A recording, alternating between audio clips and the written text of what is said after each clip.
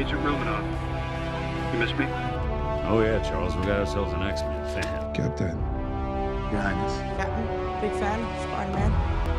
Hey everyone. Hey everybody, welcome back to Film Artsy. I'm your guy, Trevor Baker, and today we are going to be talking about Loki Episode 1 and all of the critical narrative pieces hidden throughout what we like to call the good old Easter egg, as we'll see right there. But before you click off, you say, oh, I've seen all the Easter egg videos, why do I need to watch this one? Well, a lot of those videos you watch on the internet, they give you a bunch of fluff and a bunch of the other stuff, and you don't need it. We're here to cut through to exactly what you need to know. You don't need to know that this desert looks like Tony Stark's scene, or what Marvel comic that this point came from. That stuff is interesting, but it's definitely not critical for Phase 4 and the rest of the Marvel Cinematic Universe. So what I've done for you, that's right, for you audience, for you, I care about you. I split up all the crazy significant points and little narrative tidbits hidden all throughout Loki Episode 1 into two categories.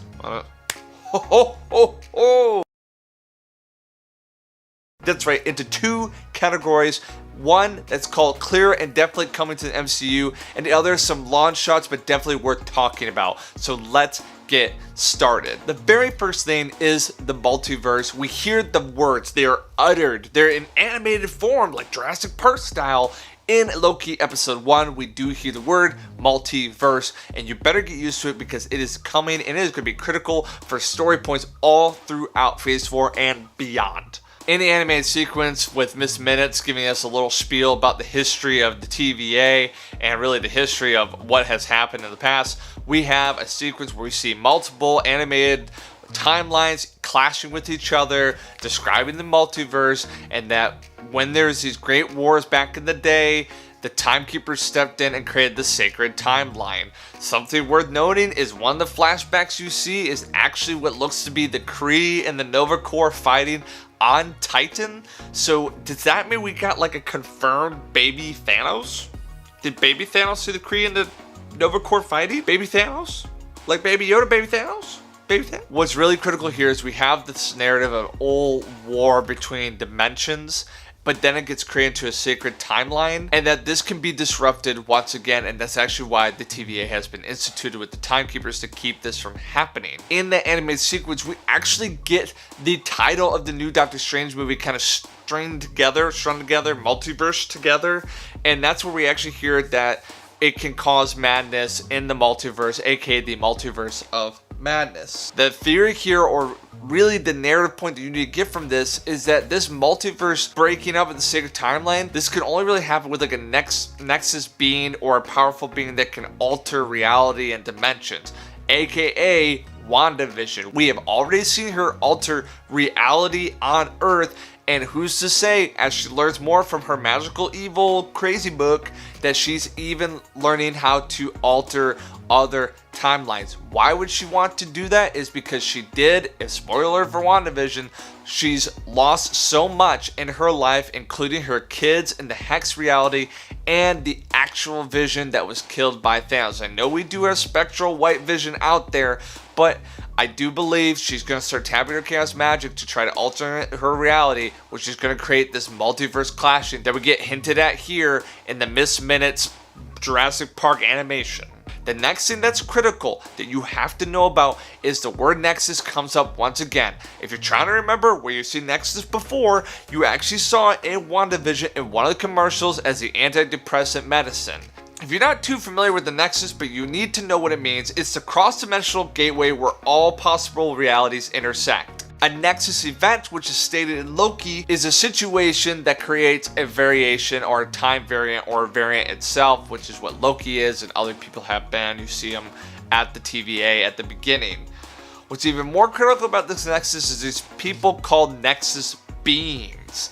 And if you weren't paying attention or you haven't watched WandaVision, this is a rare individual or individual entities with the ability to affect probability and thus the future, thereby altering the flow of the universal time stream, aka the sacred timeline, aka there's only a few beings that could cause this multi-dimensional clashing, and Wanda is one of them. And ding ding ding, do you know who the other one is? It is Kang the Conqueror. And maybe you're like, who's Kang the Conqueror? Well, let's dig a little deeper. That joke's only funny to those who know, and I'm about to show you why. So as you can see, we have a 𝘍𝘪𝘭𝘮 from Loki series. This is what the Minimen find as they are trying to find this fugitive variant, and they state that the 𝘍𝘪𝘭𝘮 is from the 3rd millennium, which is a reference to Kang. This is where Kang reigns, right? And Kang is a time-traveling tyrant who is confirmed to show up in the next Ant-Man movie. This is not a theory. Kang is definitely coming to MCU. He is a huge, big baddie, and he is a time-traveling tyrant. So already in this one episode of Loki, you've got the multiverse, you've got the Nexus, and you've got a reference to Kang, who is also a time traveler. So if you don't like time traveling, wibbly wobbly, timey wimey, Doctor Who for those watching, you need to get used to it, because that is the new reality in the MCU.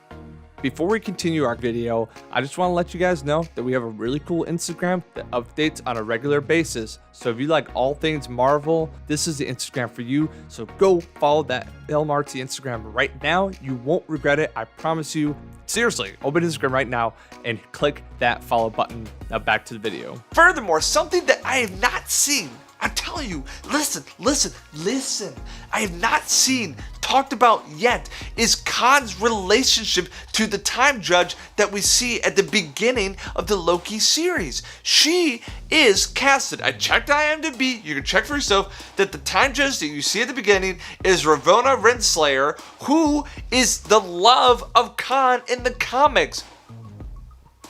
Like, that matters. So although she might seem like kind of just someone who's casted to pass guilt and whatever on Loki, I do think she's significant. I think we're going to see more of her in the Loki series, and even so much so, I think her and Kang matter. So it'll be interesting to see what Ravonna's story is in Loki and also in the future, and that Kang loves her. And actually, spoiler alert, in the comics, he basically loses his life to save her because she gets hurt, and then, but at the same time in the comics she's also a princess, which is not the situation that we have with the TVA. So there is some changes here, which is very typical for the MCU, but you have to know that the time judge 𝘍𝘪𝘭𝘮𝘂 and Kang do have a relationship, and we have a confirmation that at least the 𝘍𝘪𝘭𝘮 that we see is definitely a connection to Kang, who is coming. I don't think we'll see Kang in this series, but we definitely know he's coming to the next Ant-Man movie, and you need to know about it. Now, we've talked a lot about what I definitely think is clear and coming into Marvel. Let's talk about the other category of Easter eggs that I've made for you, which is kind of the launch shots, and I'll explain why. We need to talk about that there is the potential for the Secret Wars.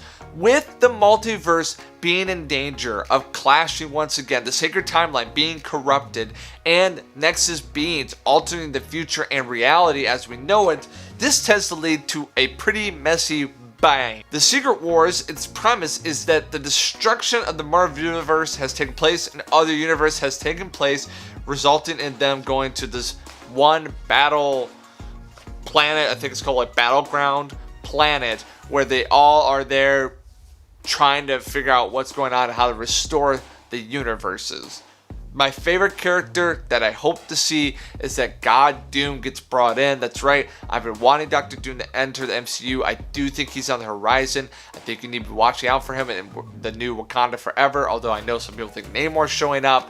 But God Doom on the big screen, give me that metal soldier in that white cloak who rips up Thanos' spine skeleton from his body. Yes, I do want that in. You won't probably see that movie for him, but I do want him in. I love Doctor Doom. I want him around for a long time. Let's talk about the last point.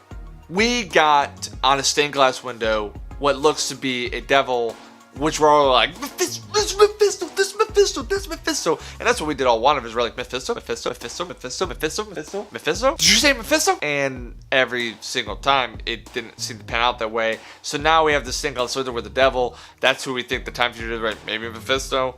And we find out that apparently it's Loki who's the time fugitive. Now, my theory on this, why I call it a long shot, is sometimes to caveat away, it could be a troll by Disney or it's a distraction.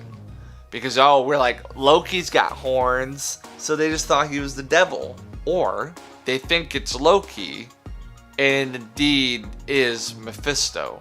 I do think that Mephisto makes a lot of sense to bring in, and I think they could do it in a tasteful way, since they're probably kind of skirting the line with like who Mephisto is and how he's a devil, and I know they're still trying to family-friendly things, so they're figuring it out. They just jump away from it so quickly. I'm not saying we're getting Mephistos in the series, but I would not rule it out yet as a possibility, because I do think that kids like got a general understanding of what a Loki looks like and what a Mephisto could look like, and although she's trying to like describe to him what he looks like, that's a very convenient window pane to have, like, oh look, the devil, and you're like, yeah, it must be Loki. Anywho, thank you guys so much for watching. I hope this list really helped you navigate what is clearly coming to the MCU, and what are some launch shows that we kind of hope might happen, but there's definitely no solidity or validity or solidness to it. It's in a gaseous state, not solid at all, not even liquidy, so we're hoping.